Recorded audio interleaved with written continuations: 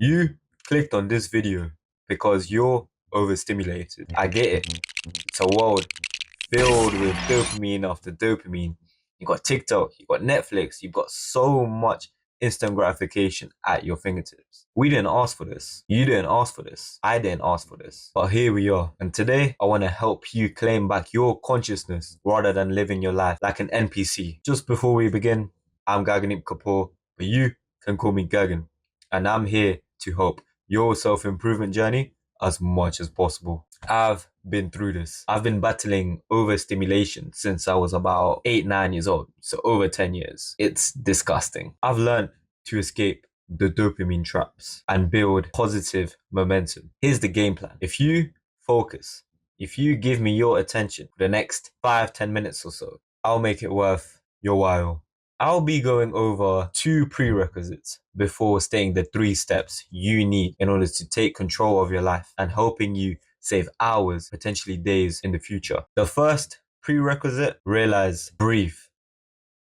This links to my previous video where I elaborate on the fact that no one is actually coming to save you. Link in the description if you want to watch that afterwards, but I'd recommend staying through this video first. So to summarize, in my previous video, I just state that you are in control. Nobody is going to magically give you the formula or the secret to your dreams. You're going to have to work in order to get successful. You're going to have to overcome all of these obstacles. Only you are in control. And I think that's a good thing. In order to build positive momentum, in order for you to actually help yourself, start by stacking small little wins. I don't know, brush your teeth, get down and do 1 push-up right now. Anything it may be. This positive momentum will keep you motivated. This positive momentum gives you that sense of fulfillment. It gives you that sense of feeling proud of yourself. This positive momentum is what you need in order to be tackling more delayed gratification tasks. Why, you may be wondering? Purely because of the enjoyment, the fulfillment that you get in completing these tasks and understanding how much it is going to be helping your future self. The second prerequisite, finding purpose. You may be wondering, 𝐬𝐮, everyone's told me find purpose. All of these self-improvement YouTubers go on about finding purpose, fulfilling purpose. But how do you find purpose? Listen, there is no sort of step-by-step. If I say, okay, cool, you need to do this, and then you need to do this, and wow, you found your purpose.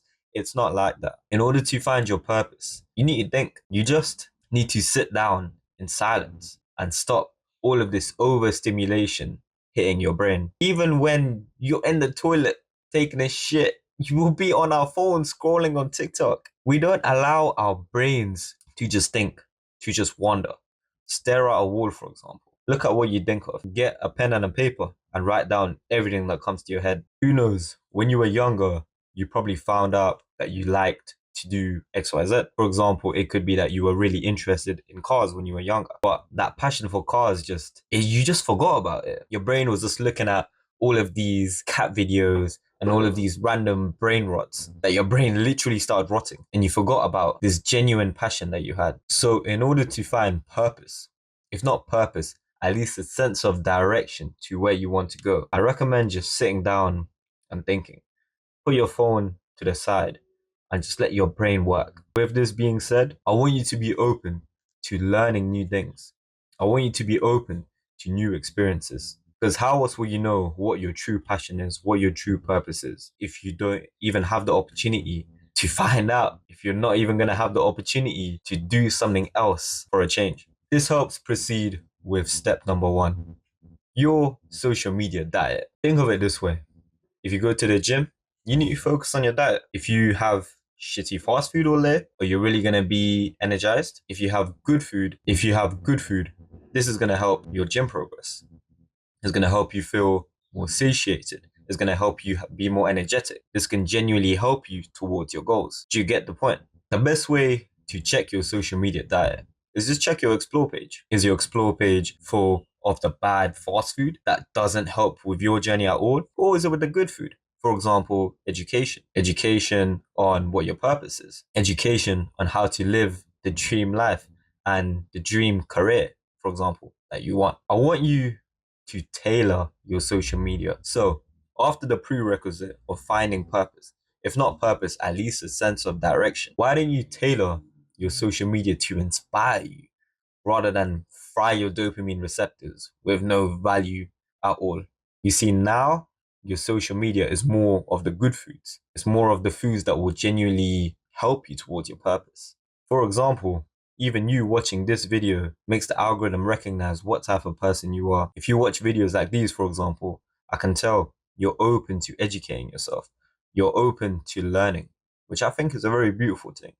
And I think is the way social media should actually be used. Number two, doing some form of physical exercise. And I don't mean that, oh, do a 20-minute brisk walk, that's considered exercise. No, I want you to do something that genuinely energizes you. I want you to do something that you genuinely enjoy. For me, it's the gym. For you, it could also be the gym.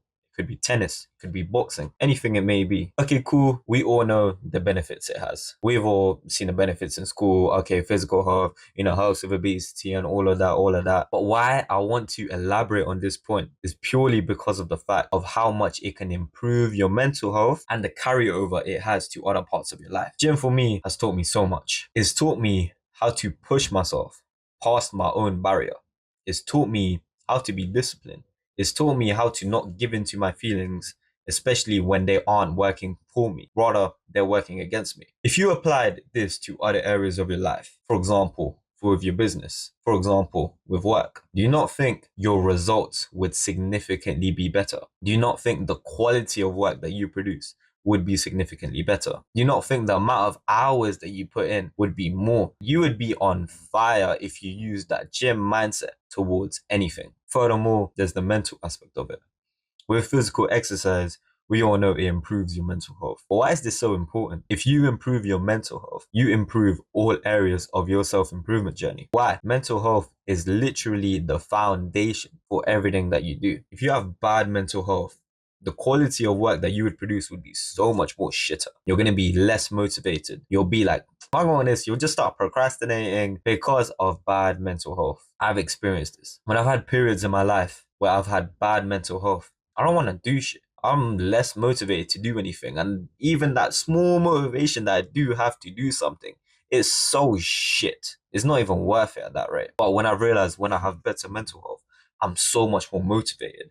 I'm so much more focused. This is just another reason why physical exercise is so important to you. Number three, humanity. I don't think you've heard this one before, but building your humanity is another skill that you can improve. This is a unique concept and isn't spoken about purely because of hustle culture. Hustle culture, like, oh, hell no, don't do anything, don't go here, don't go here, just work all day, just don't sleep, don't do anything.